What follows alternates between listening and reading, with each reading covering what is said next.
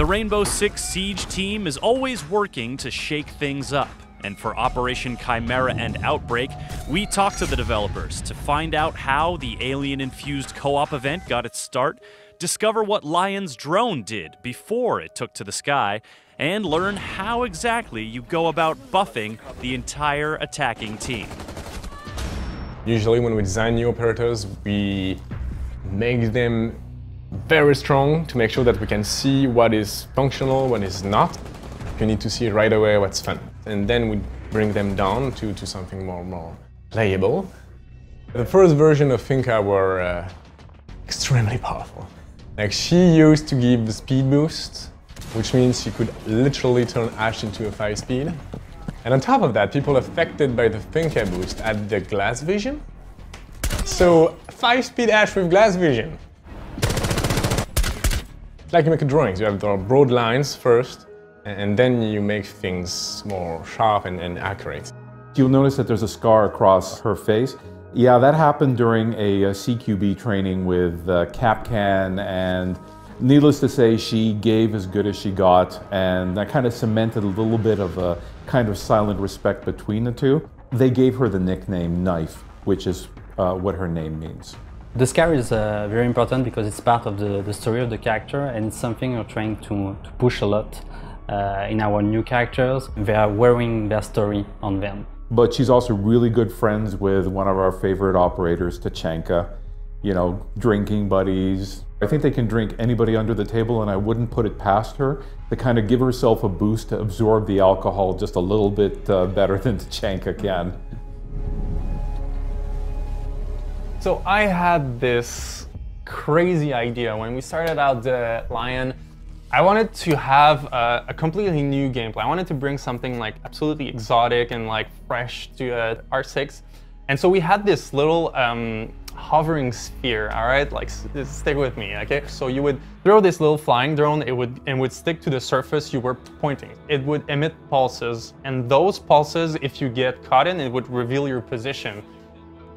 But we ran into some issues with that design, even though it was really fun to use and it gave way to a lot of like creative scenarios. So we went to a different design, put a drone in the sky, and we were like, okay, so this is going to be a global, it's going to affect everyone. Everything kind of fell into place. We were like, okay, individual charges, that worked super well. So it was fun for Lion, it felt fair for the defenders, and that's really when we thought we hit the sweet spot with it.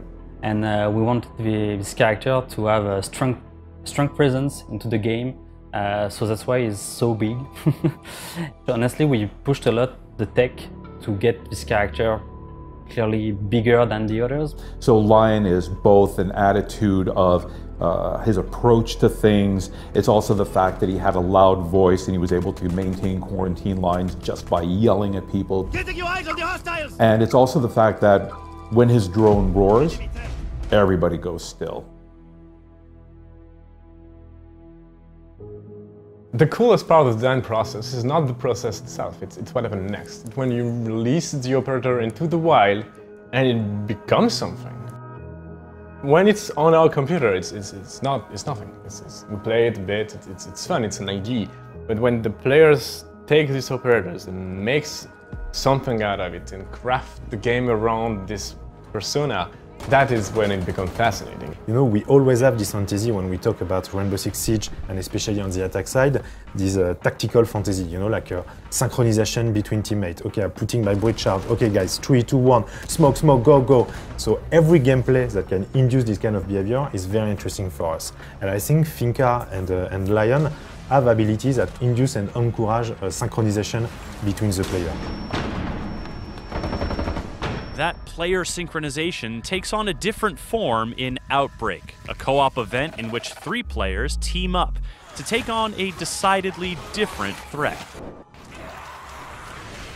For Outbreak, it was a dream since the beginning. In a Clancy universe, do something a bit crazy, you know? We wanted to showcase the operators. We wanted to take the operators that fans knew and loved and give them room to breathe. And suddenly it's like, ooh, Thermite, that scene with Thermite and Ash is really good. We need to do something more with that. When we started to design the Outbreak enemies, everything started with an infection.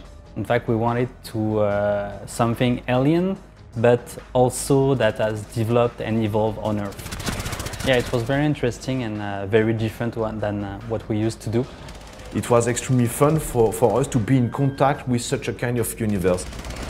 It's an entire disruption of what Siege is about. It's less on destruction, it's more on the rhythm, it's versus enemies running towards you. So this disruption is absolutely insane. You're playing at 3 instead of 5, etc. So that's it. It's a disruption. 4 weeks to do something absolutely different, and also with a bit more storytelling about our operators. These are hot zone specialists? Today, in terms of calendar, we are not thinking about year 3, year 4, but it's way more than that. In fact, the player needs to understand that the game is going to be updated, always, and change always, because I want this game alive for 5 years, 10 years, 15 years. The limit doesn't exist. We had the opportunity, to rework our framework, and so rework the way we are making operator by having more time and more technical possibility. So it leads us to having like the luxury to answer like more ambitious questions, like for example, what is an operator that never die?